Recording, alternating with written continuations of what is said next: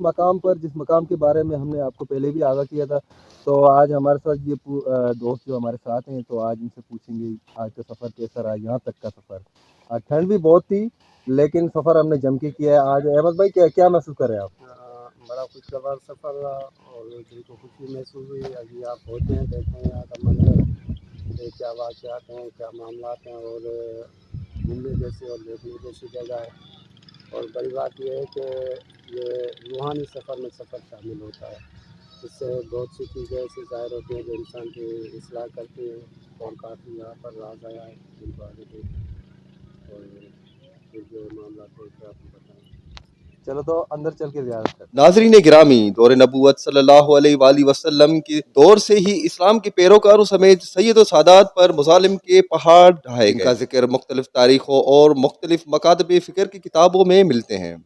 اس حوالے سے بات کریں گے سرزمین سندھ کی، جو صوفیوں کی دھرتی کہلائی جاتی ہے۔ سندھ وہ مقدس دھرتی ہے جہاں پر حضرت عبداللہ شاہ غازی، لال شہباز قلندر، شاہ عبداللطیف بھٹائی، سید ثابت علی شاہ کربلائی سمیت سینکڑوں اولیاء اللہ کی مزاریں آج بھی موجود ہیں، جن کی وجہ سے آج بھی سندھ میں ذکر و فکر کا سلسلہ آج بھی بے انداز کیا جاتا ہے۔ سرزمین سندھ پر سب سے زیادہ تیزی سے اسلام پھیلا اور اسی مقدس سرزمین پر سید و سادات کی آمد کا سلسلہ بھی رہا۔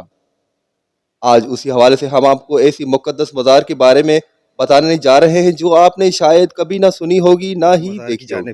یہ راستہ جاتا ہے برابر سے، اور یہ ہمارے ساتھ آج موجود ہے زہیب لاکھو ٹنڈو حیدر سے۔ زہیب بھائی کیسا محسوس کر رہے ہیں؟ زبردست بھائی، زبردست، سبحان اللہ، بڑی تفریح ہوئی، سائن کی زیارت پہ آئے، گلاب لگاری ٹنڈو ادھر سے آئے ہیں ہم لوگ، بڑا ماشاءاللہ زبردست سفر رہا ہمارا۔ تو زہیب بھائی آگے چلیں۔ جی ماشاءاللہ۔ بی بی ماہم سلام اللہ علیہ کے نام سے مشہور مزار، جس کو بعض لوگ مدینے والی بی بی کے نام سے بھی جانتے ہیں۔ بی بی ماہم سلام اللہ علیہ کا اصل نام خدیجہ بنت امام موسیٰ کاظم علیہ السلام ہے۔ بی بی ماہم کا مزار اقدس حیدرآباد شہر سے 60 سے 65 کلومیٹر دور شہر گلاب لغاری تعلقہ ماتلی ضلع بدین سے متصل اگم کوٹ نامی آثار قدیمہ والے تاریخی مقام پر واقع ہے۔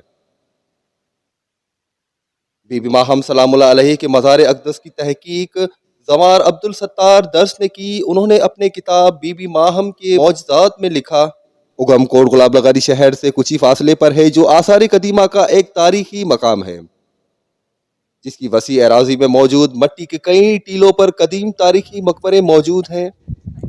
یہاں کے قدیم و آثار، تاریخی مقبرے اور طویل اراضی پر مشتمل قدیم قبرستان محققین و تاریخ دانوں کو تحقیق کی دعوت دے رہے ہیں۔ اگم کوٹ ماضی میں اپنے محل و وقوع کے لحاظ سے انتہائی اہم مقام پر واقع تھا۔ اس اہم تاریخی شہر کی آبادی قدیم زمانے میں کتنی ہوگی، اس بارے میں وثوق کے ساتھ کچھ بھی نہیں کہا جا سکتا۔ موجودہ وقت میں بھی ان کھنڈرات اور قبرستان کی اراضی تقریباً 200 ایکڑ رقبہ پر پھیلی ہوئی ہے، اور یہ کھنڈرات آج بھی راجہ اگم لوہانا کے نام سے منسوب ہے۔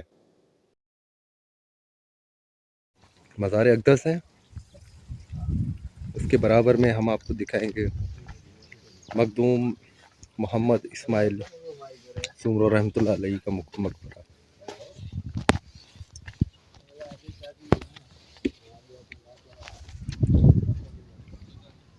یہ ان کا سین ہے۔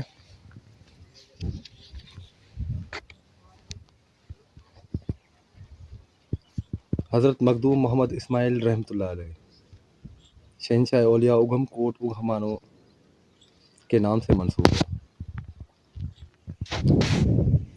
یہ چاروں طرف آپ دیکھ سکتے ہیں، یہ جو راستہ جا رہا ہے یہ باہر کی طرف جا رہا ہے راستہ، اور یہ چاروں طرف بہت لمبی اراضی پہ مشتمل ایک قبرستان ہے۔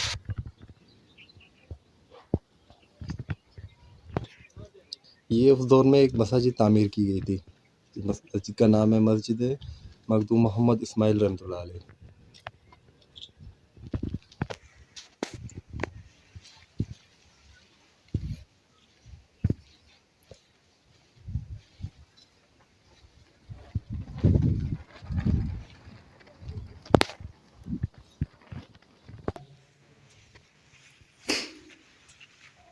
ان میں قبور ہے مخدوم محمد اسماعیل رحمۃ اللہ علیہ کی، جو آپ کو دکھائیں گے، بالکل زیارت کرائیں گے ان کی۔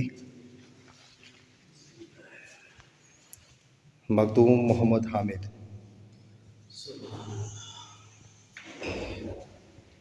یہ قبور ہے حضرت مخدوم محمد اسماعیل سومرو رحمۃ اللہ علیہ۔ مخدوم محمد یحییٰ بن مخدوم محمد اسماعیل رحمۃ اللہ علیہ، یہ ان کے پوتے مخدوم محمد قاسم۔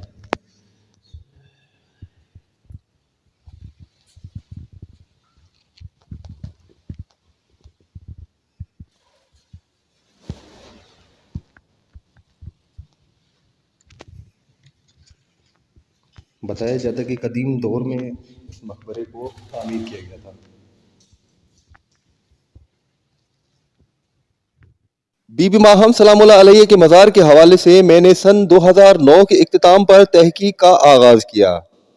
میں پہلی بار اس مزار کی زیارت کرنے انجمن امامیہ سندھ خطیب مولانا اللہ بچائے ناصری صاحب کے ہمراہ گیا۔ دوسری بار 2010 میں گیا۔ ان دنوں بی بی صاحبہ کی قبر اطہر پکی ہو چکی۔ بی بی ماہم سلام اللہ علیہ کی تاریخ فوت ہجری سن 170 ہے، جس کا منہ بولتا ثبوت قدیم کتبہ ہے۔ اس کتبے کو 170 ہجری میں عربی زبان میں پتھر پر تحریر کیا گیا تھا۔ بی بی ماہم سلام اللہ علیہ کی قبر کے بارے میں بتایا جاتا ہے کہ اگم کوٹ کے آثار قدیمہ مخدوم محمد اسماعیل سومرو رحمۃ اللہ علیہ کے مقبرے کے برابر میں بی بی ماہم سلام اللہ علیہ اور ان کی کنیزوں کی قبور زمانہ قدیم سے کبھی ظاہر تو کبھی مٹی کی ٹیلوں اور بارشوں کے تیز بہاؤ کی وجہ سے نظروں سے اوجھل رہی ہیں۔ مسلسل بشارتوں کے بعد چند سال قبل مومنین کی جانب سے ان قبور کی پکی تعمیر بھی کی گئی۔ کہا جاتا ہے کہ بی بی ماہم سلام اللہ علیہ سلسلہ امامت کے 7ویں تاجدار امام موسیٰ کاظم علیہ السلام کی دختر ہے۔ اس بارے میں مستند تاریخ تو بیان نہیں کی جاتی ہے، لیکن مختلف لوگوں کی زبانیں کئی بشارتوں اور معجزات کا تذکرہ تسلسل کے ساتھ بیان کیا جاتا ہے کہ اس قبر مطہرہ کی نشاندہی کچھ مستند علماء کرام بھی کر چکے ہیں۔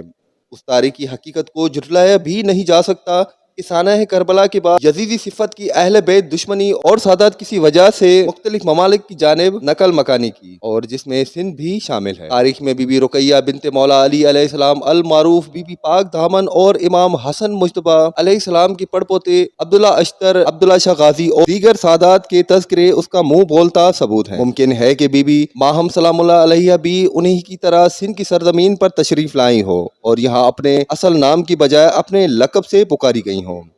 یہ حقائق تو تب بھی سامنے آ سکتے ہیں جب اس موضوع پر وسیع تاریخی تحقیق کی جائے۔ بہرحال اس وقت بی بی ماہم سلام اللہ علیہ کی قبر اطہر پر دن بھر سے آنے والے مومنین کے لیے مرکز زیارت بنی ہوئی۔ ان کی قبر اطہر پر 2.5 سے 3 فٹ چوڑا قدیمی کتبہ نصب ہے، جس پر بی بی ماہم سلام اللہ علیہ کا نام، تاریخ فوت اور سال 170 ہجری ہے، اور یہ امام موسیٰ کاظم علیہ السلام کا ہی زمانہ ہے۔ آج تک کے لیے بس اتنا ہی۔ اللہ تعالیٰ سے دعا ہے کہ تمام مومنین کو ایسی مقدس زیارت نصیب عطا فرمائے، آمین یا رب العالمین۔